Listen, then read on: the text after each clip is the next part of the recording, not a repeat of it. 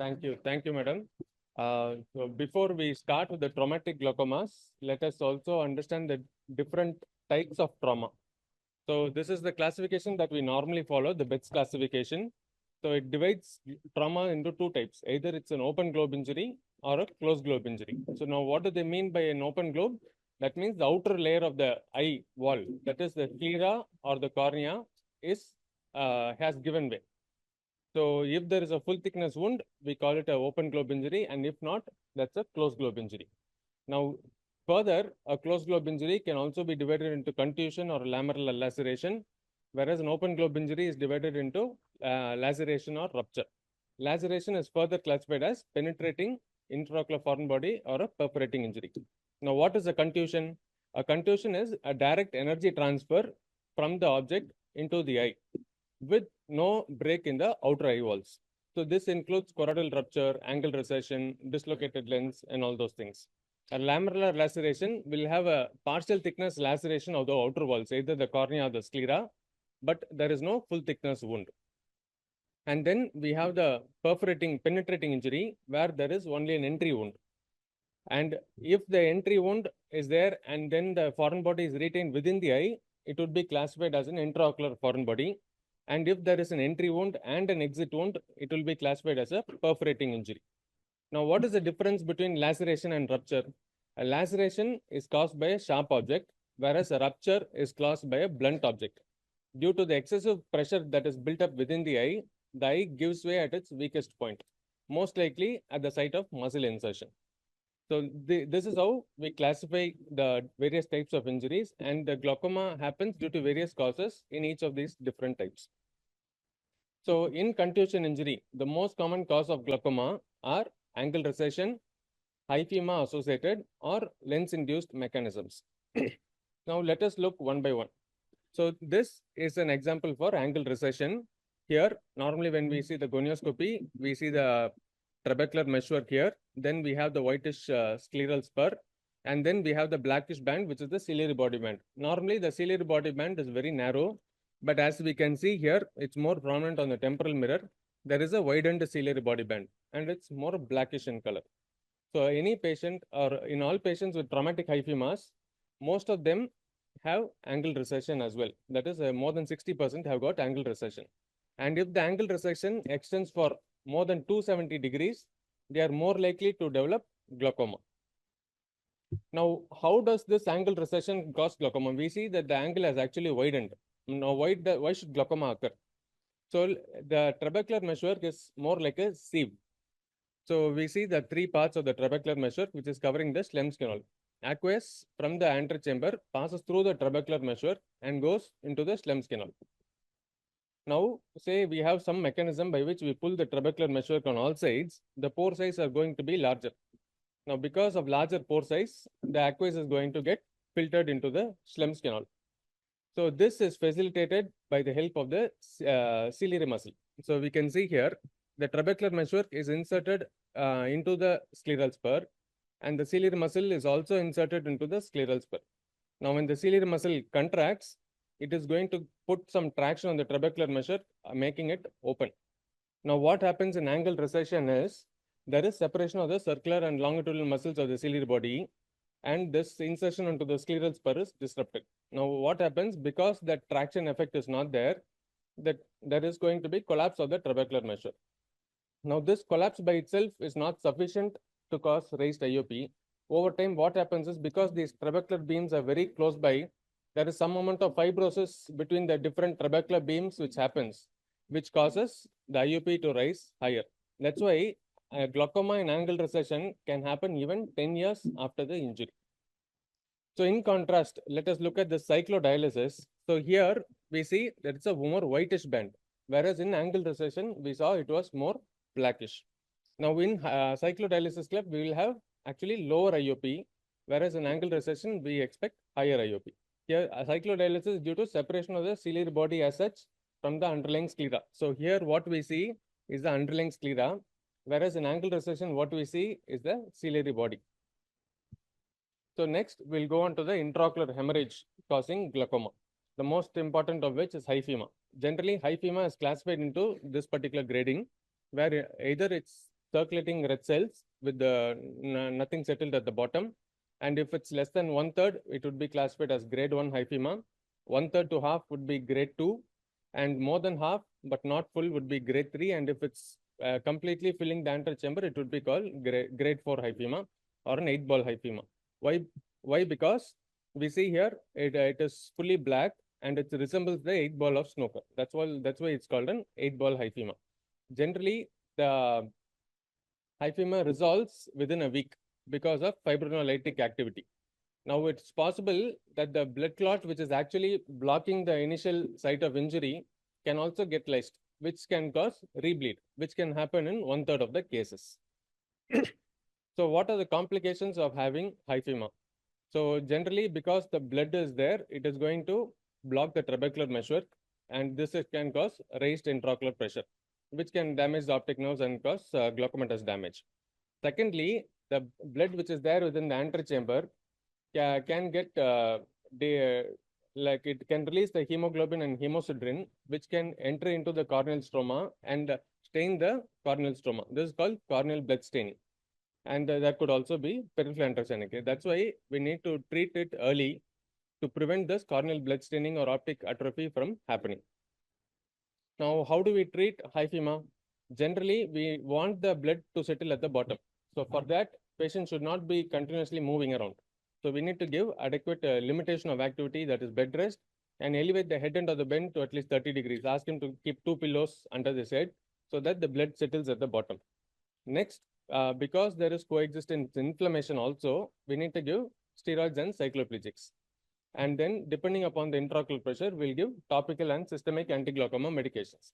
So with regards to this, we have to have a note that hyphema is also common in sickle cell disease. Now, when the patient is having sickle cell disease, we are not supposed to give oral Diamox because Diamox causes some amount of metabolic acidosis. And when the acidosis is there, that causes more sickling, which can cause vaso-occlusive problems elsewhere in the body. So when sickle cell disease is there, we don't give oral Diamox. Usually, as we already discussed, the hyphema settles within a week and it gets absorbed. But there are conditions where we need to drain out the hyphema. So these are the indications. So when the IOP is more than 60 for 2 days, or 50 for 5 days, or 35 for 7 days, or if there is a total hyphema which is extending for more than 4 days, or if there is any evidence of corneal blood staining. So for all these conditions, we need to drain out the hyphema. We give a paracentesis and wash the antechamber.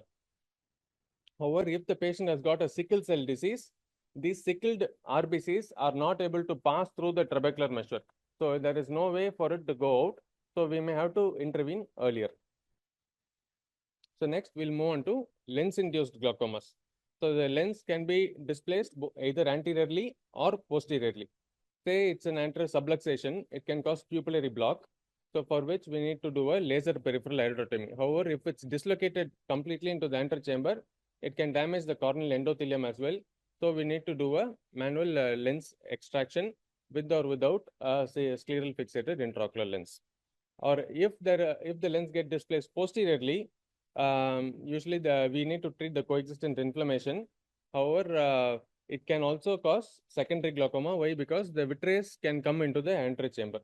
So once the vitreous blocks the pupil, we are going to get iris bombing, which needs to be treated with laser peripheral iridotomy. And then we'll plan a secondary procedure, like a pars plana vitrectomy, lensectomy with or without an esophageal implantation.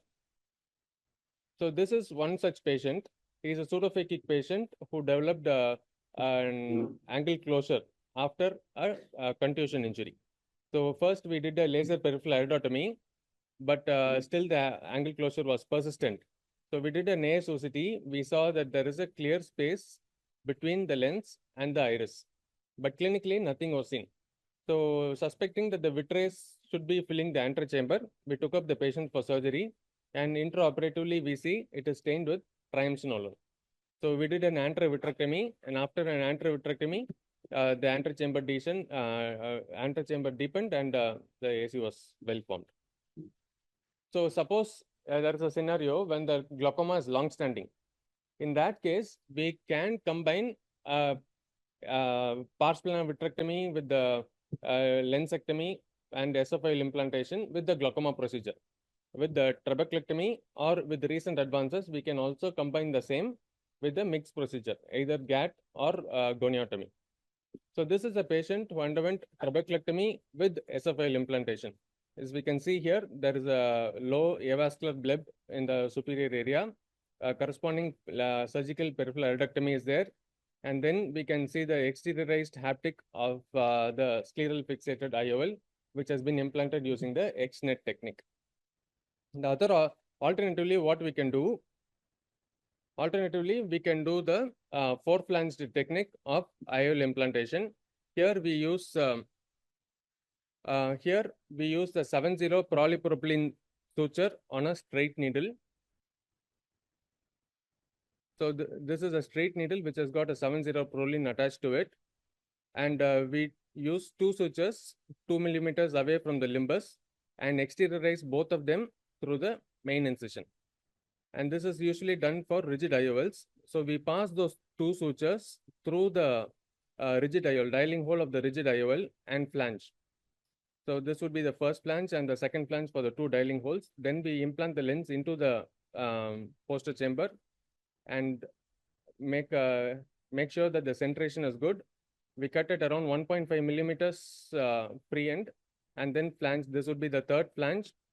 So we pull from the other side. The flange goes subconjunctivally, and then we cut out the final suture, which is there within the peritomy area, so it doesn't have to be buried. So this would be the fourth flange, and then we close the conjunctiva. This can be combined with the goniotomy. So this is the post-op appearance of the patient who underwent a goniotomy with a esophageal implantation. Here we see the flanges at 1 and 7 o'clock and a centered esophageal. So the important thing here is that both XNet and the four-flange technique can be done by anterior segment surgeons without the need for a retina backup. So the other lens-induced glaucomas include the lens particle glaucoma, when there is a disruption of the anterior lens capsule and all the lens material has leaked into the anterior chamber, causing inflammation and secondary glaucoma. Lens particle by itself can occlude the trabecular meshwork as well. Apart from that, there could also be intumescent cataractous lens, which can cause secondary angle closure. So this is with regards to contusion injury. Next, with regards to penetrating injury, there are various causes by which there can be glaucoma. Firstly, there is a lot of aqueous which is drained out through the opening which has been created. So the anterior chamber is probably flat, leading to peripheral anterosynechia formation. Then there could be associated inflammation. Again, similar hemorrhage or lens-induced glaucomas can also be there. Then, because of inflammation, there could be posterosynechia and pupillary block. Apart from that, the extra things that are there are epithelial downgrowth and fibrous ingrowth. Then there could be a retained intraocular foreign body, which could be either iron or copper, causing sidrosis and chalcosis. This is a patient with a retained iron foreign body. So there's a site of injury, and this is the implanted foreign body with the sidrosis. So any retained intraocular foreign body needs to be removed at the earliest to prevent damage to the intraocular structures. And with regards to chemical injury, there are two types of chemicals, either acid or alkali injuries. The acid injuries causes tissue coagulation. Because a coagulum forms, it prevents further acid from penetrating into the anterior chamber. So the internal damage is minimal with an acid injury, whereas with an alkali injury, there is tissue saponification. So therefore, there is greater damage to the intraocular structures. So glaucoma is more common after alkali injuries than with acid injuries. So to summarize, the treatment protocols are almost similar. Main thing is there is coexistent inflammation. So we need to give steroids and cycloplegics. And with regards to anti-glaucoma medications, we need to avoid pilocarpine and prostaglandins because they can increase the inflammation. Next, if there is a pupillary block, we need to do a laser peripheral iridotomy. And SLT is generally not helpful in this case. If the patient has got intractable glaucoma, we may have to do a diode cyclophotocoagulation. Usually, a lens extraction would be sufficient in that case if it's due to lens induced, and if the glaucoma is uncontrolled, we may need a trabeculectomy or a glaucoma drainage device implant. Thank you.